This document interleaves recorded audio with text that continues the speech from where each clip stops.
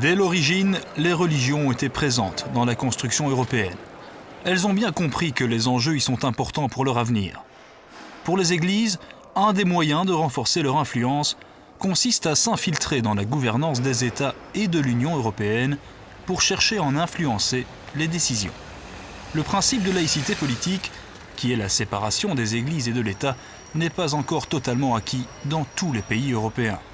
C'est pourquoi s'est instituée au Parlement européen la plateforme pour la laïcité en politique que l'on voit ici et qui tente de rassembler les défenseurs de la neutralité de l'État. I think what has happened in the last few years is that the challenge to the churches has become more evident to them. As a result, they have seen their privileges, their traditional privileges that they've had for centuries, under threat. They have interpreted that as persecution of themselves. They've invented this word Christianophobia. De leur côté, les églises sont bien organisées et agissent efficacement. Les humanistes, les laïcs, les sécularistes doivent se faire entendre parce que leur voix n'est pas entendue dans le débat. C'est uniquement les groupes religieux qui se font entendre. Donc on voit que dans certains États membres, ils sont encore en train de faire la séparation de l'Église et de l'État, parce qu'il y a des États où la séparation n'est pas très stricte ou même pas existante.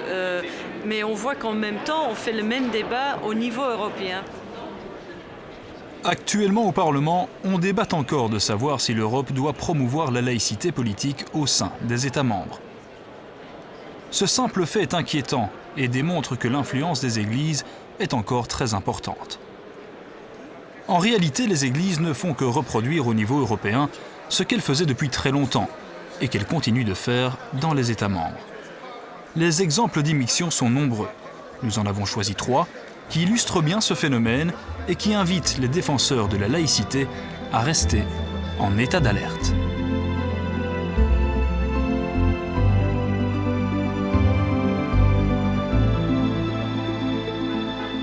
Après la période communiste, la Roumanie a connu un net retour du religieux dans la vie politique nationale.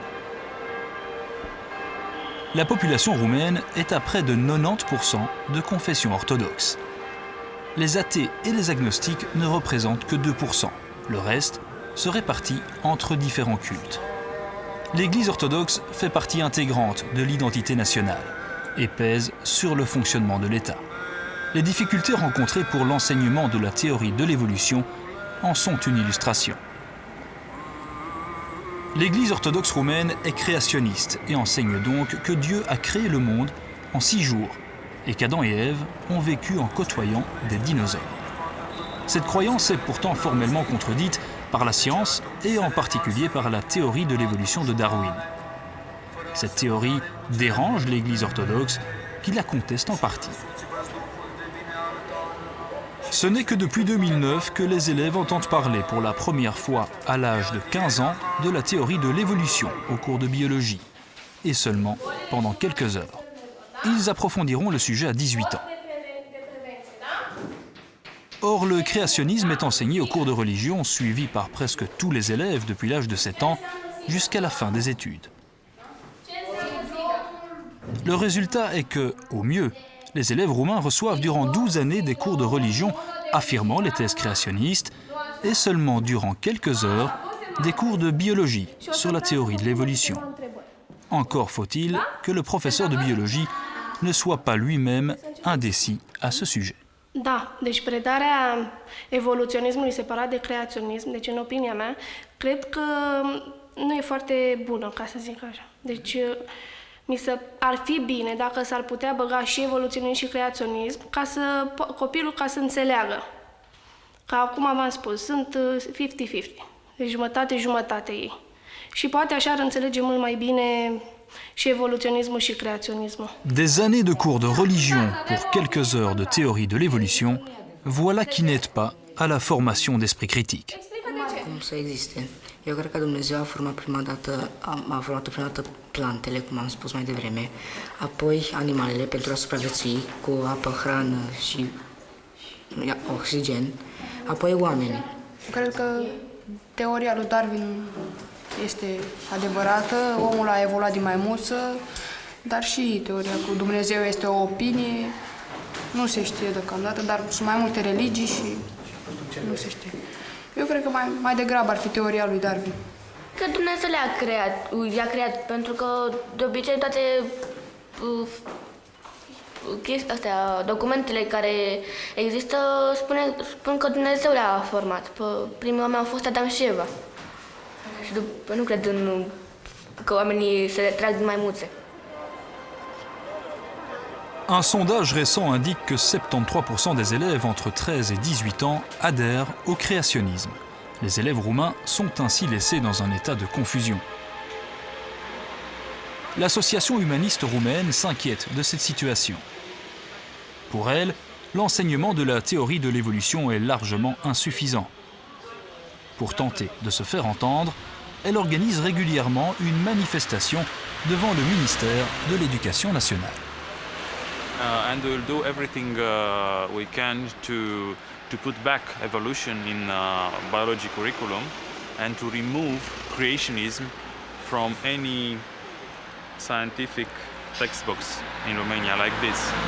These kind of textbooks are approved by Ministry of Education, and you may see here, for instance, the 6 days of biblical creation. So this is unacceptable in a scientific textbooks. L'association humaniste roumaine milite pour la sécularisation de l'État, mais se trouve relativement démunie face à l'omniprésence de l'Église. The influence of the church is very strong because the church is very strong connected with politicians, especially in political campaigns. You may see a lot of politicians in churches or together with priests. So the politicians use the influence and the image of the church, and in exchange they give a lot of money for churches.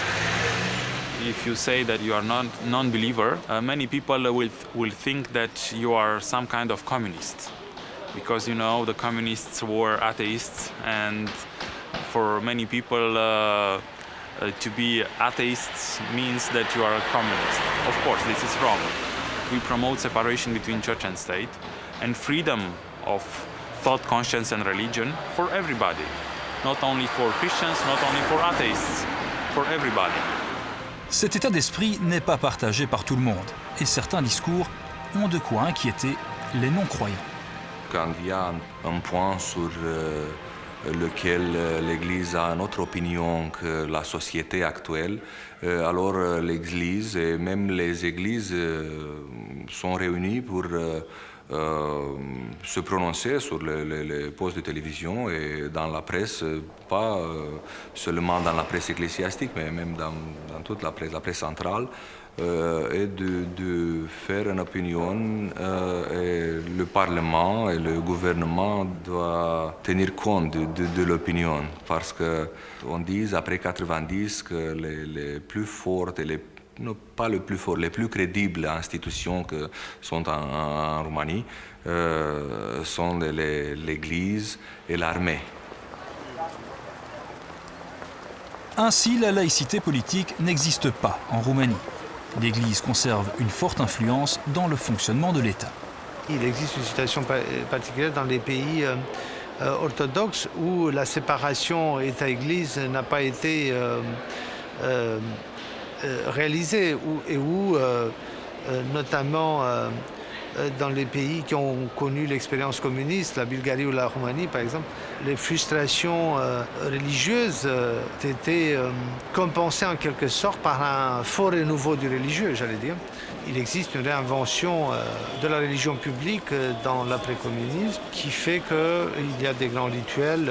Ça commence par la fondation des partis politiques. Au début de la transition politique en Roumanie, par exemple, on ne pouvait pas fonder un parti politique sans faire appel aux prêtres qui bénissaient l'œuvre fondatrice. C'était une sorte de curieux mariage et curieuse réinvention du politique sous le signe du religieux.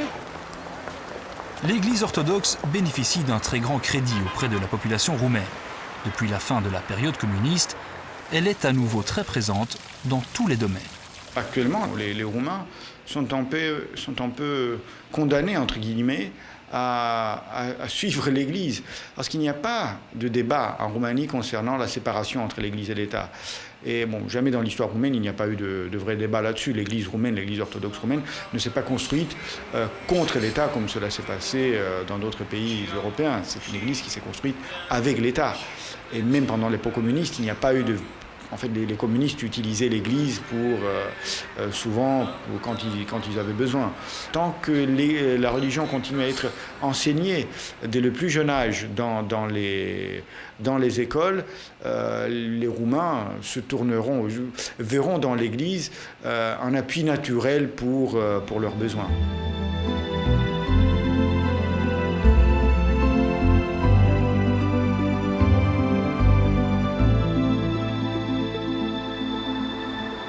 Le poids de l'Église catholique est historiquement important en Irlande et reste encore très palpable aujourd'hui. La Constitution de 1937, toujours en vigueur, fait ainsi expressément référence à Dieu et stipule que le blasphème est un délit qui doit être puni. Une loi sur la diffamation de 1961 punit effectivement le blasphème, mais n'a jamais été appliquée.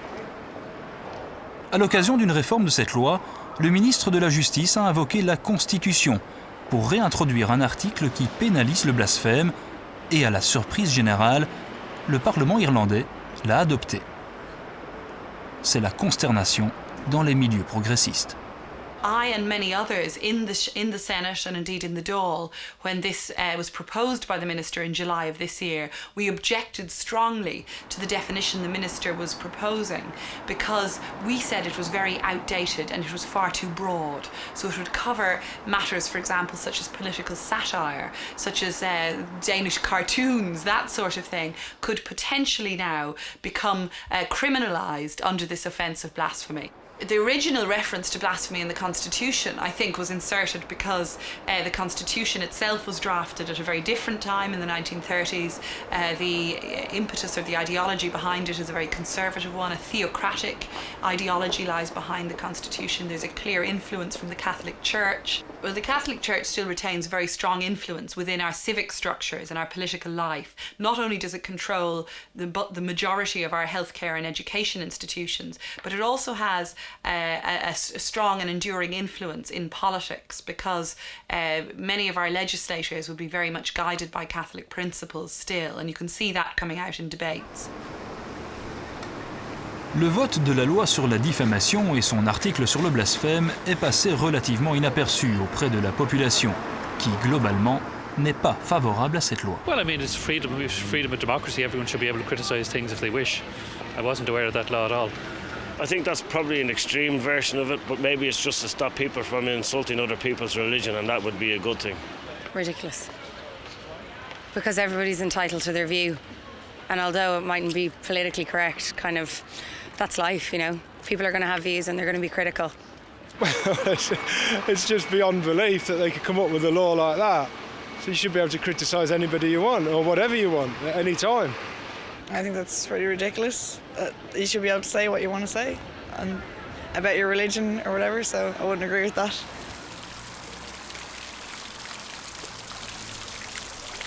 Les églises sont très présentes dans l'organisation sociale et politique du pays, notamment dans l'éducation. Certaines personnes contestent cette situation et s'organisent pour défendre la sécularisation de l'État, comme l'Association humaniste irlandaise ou l'Association des athées irlandais, dont Ciarán est le responsable à Dublin. Ce soir, il a une réunion dans un pub de la ville. It's a religious country in the sense that the structures of the country are built around religion. For example, if you have children that you're raising to be skeptical of religion or not raising in a religious way, 92% of schools in Ireland, primary schools, are owned and run by the Catholic Church. And they have enshrined within the law the right to teach their ethos, the right to choose teachers or to fire teachers based on things like homosexuality or whether they've had children outside wedlock. So we are still very much immersed in Catholicism over here. And with the new blasphemy bill, it's broadened out to accept the right of respect for a lot of other religions, but no respect for the right not to believe. Cette loi prévoit que toute personne qui tient des propos jugés offensants pour les fidèles d'une religion peut se voir infliger une amende de 25 000 €, subir une perquisition à son domicile et avoir un casier judiciaire. For me, it's a freedom of speech issue. My freedom to criticise the religious behaviours and some absolutely appalling religious behaviours of various religions has been curtailed and has been criminalised. So if I'm found to be disrespecting a religion, not even the people of that religion, but the religion itself, I can be criminalised. I can get a permanent criminal record from that. La mise en œuvre de cette loi pourrait rapidement poser des problèmes à tous les non-croyants en Irlande. There's an issue with the potential enforcement of the blasphemy law, particularly with minority religions, say Scientology, who are clearly capable of using everything available to them legally to stop people speaking out against their religion or anything their members do. So there's a huge issue that one of our members or our organisation or other organisations like Atheist Ireland could wind up being charged under this bill to the tune of €25,000 because minority religions would find it very easy to prove that their membership were offended. Cette loi sur le blasphème peut avoir des retombées préoccupantes pour les Irlandais, mais elle engendre aussi, et peut-être surtout, des conséquences beaucoup plus graves au niveau international. Well, it's a very dangerous law in that both domestically and internationally. Domestically, it incentivises outrage, religious outrage, by including that as one of the triggers for defining whether something is blasphemous or not. And internationally, it means that Islamic states who at UN level are trying to make defamation of religion a crime internationally can now point to Ireland, as indeed Pakistan recently did at a UN gathering, and say, well, look at Ireland, there's an example of best practice for blasphemy law. Les pays musulmans ont ainsi redéposé devant le Conseil des droits de l'homme de l'ONU un projet de résolution contre la diffamation des religions. C'est le Pakistan qui a présenté le texte au nom de l'Organisation de la Conférence islamique. Il a eu beau jeu de rappeler qu'un pays de l'Union européenne avait voté une loi pénalisant le blasphème.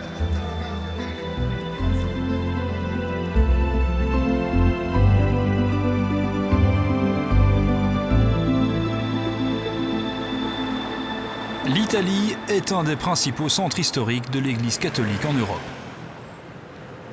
Les problèmes entourant la commercialisation de la pilule abortive RU 486 constituent un bon exemple de l'influence actuelle du Vatican sur la vie sociale et politique du pays. Depuis plus de 20 ans, la pilule abortive est utilisée avec succès dans la plupart des pays européens comme substitut à l'avortement médicalement assisté. L'Église exerce des pressions pour empêcher son introduction en Italie et le pape Benoît XVI a condamné à l'excommunication les médecins, les pharmaciens et les femmes qui l'utiliseraient. Mirella Paracchini, qui est gynécologue dans cet hôpital public, connaît bien la question.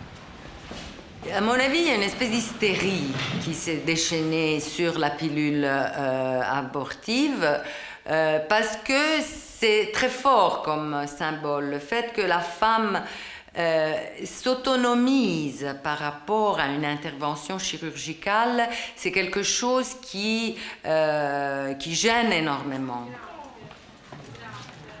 À première vue, cette situation est difficile à comprendre dans un pays qui a légalisé l'interruption volontaire de grossesse depuis 1978.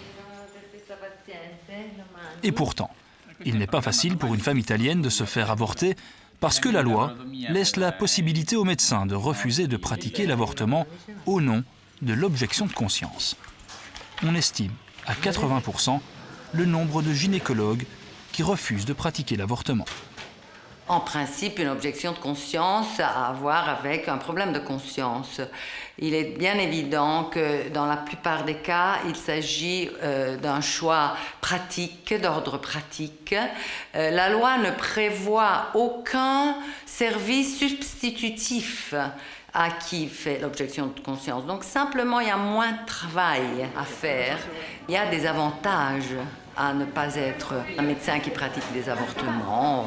Il suffit de penser à un chef de service qui est très catholique et qui ne supporterait pas des collaborateurs qui font ce genre d'intervention. En pratique, il y a donc très peu d'hôpitaux publics et de médecins qui acceptent de réaliser une interruption volontaire de grossesse. La pression de l'Église est constante et est manifeste. Moi, je la respecte. Je préfère 1000 fois plus des prises de position claires et nettes. Ce qui est grave, c'est la classe politique italienne qui reçoit ces recommandations en traduisant tout ça par des lois. Alors que la loi autorise l'avortement et que la plupart des Italiens y sont favorables, le Vatican continue de mener une guerre de tranchées pour le freiner par tous les moyens possibles.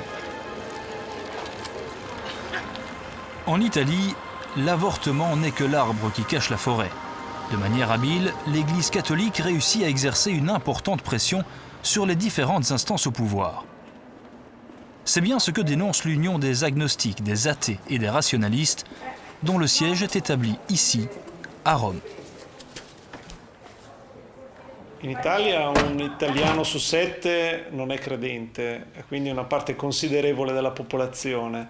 E i sondaggi attestano che comunque la maggioranza della popolazione ha idee laiche, non si differenzia così tanto rispetto a quello che pensano i cittadini degli altri paesi europei. La grande differenza è che non c'è in realtà in Italia una forza politica o più forze politiche che riescano a portare avanti istanze di laicità. Il Parlamento è bloccato, sia il governo all'opposizione, dai diktat della Chiesa Cattolica. La pressione dei poteri cattolici, della Chiesa, del Papa stesso in persona sulla legislazione italiana è potentissima e non c'è spesso, c'è sempre su qualunque tema, come viene definito, eticamente sensibile, ma anche sui temi basilari dei diritti umani. In Italia non abbiamo potuto avere i Pax per le proteste del mondo cattolico, abbiamo avuto il Family Day, non abbiamo potuto avere una legislazione più favorevole appunto alle interruzioni di gravidanza piuttosto che alla pillola del giorno dopo e piuttosto che alle decisioni di fine vita con il testamento biologico o con l'eutanasia. Purtroppo la connessione tra potere politico e potere cattolico attualmente è fortissima. Même si beaucoup d'Italiens sont catholiques, ils ne sont pas forcément d'accord avec les positions exprimées par le Vatican. Pourtant, les positions du Vatican s'imposent largement sur les questions éthiques. Ça suffit de voir un journal télévisé le soir où les seuls qui sont légitimés à parler à l'opinion publique, à des dizaines de millions de personnes chaque soir, c'est le pape et les cardinaux, sans contradictoire. Les politiques, ils peuvent se disputer entre eux, mais la position de l'éthique, c'est immédiatement reconduite à la position du Vatican. Les gens continuent à être d'accord à la légalisation de l'avortement contre l'avortement clandestin, comme sur l'euthanasie. La politique italienne est contre, parce que le Vatican est très bien organisé, mais les Italiens continuent à être en faveur de la légalisation de l'euthanasie. Donc, il y a un décalage très net entre le pouvoir médiatique et politique d'un côté et la démocratie et l'opinion publique de l'autre. On a de moins en moins une démocratie et un état de droit. Ça peut paraître trop exagéré. Non, nous, quand il y a un décalage comme ça entre la volonté populaire et la pratique de la gestion du pouvoir, alors c'est un problème démocratique. Le Vatican continue donc de s'immiscer dans les affaires publiques italiennes. On peut ainsi considérer que la laïcité politique est mise à mal en Italie, et même au-delà. N'oubliez pas que l'Église catholique est une institution planétaire. Elle a donc une stratégie qui concerne toute la planète. Et pour ce qui est de l'Europe, l'Europe en ce moment est visée par l'Église catholique, par le Vatican, d'une façon particulière. Et l'Église catholique a essayé de faire passer des lois reconnaissant des droits, entre guillemets, aux religions. Alors, les religions n'ont pas de droits. Les droits appartiennent aux êtres humains. Bon, il y a les droits de l'homme, mais il n'y a pas le droit des religions. Bon, elle essaye de faire passer le droit des religions. Malheureusement, le traité de Lisbonne lui a reconnu des droits, dans un certain sens. Et ce que l'Église catholique vise en ce moment, parce que c'est des gros sous, c'est la subsidiarité. La subsidiarité, parce que cela veut dire là où l'État, le gouvernement aux différents niveaux, provinces, communes, n'arrivent pas à fournir aux citoyens les services publics, moi, l'Église, je suis partout et je le ferai. Le Vatican développe ainsi une stratégie extrêmement pernicieuse afin de se positionner à la fois dans la vie sociale et dans le fonctionnement des États et de l'Union européenne.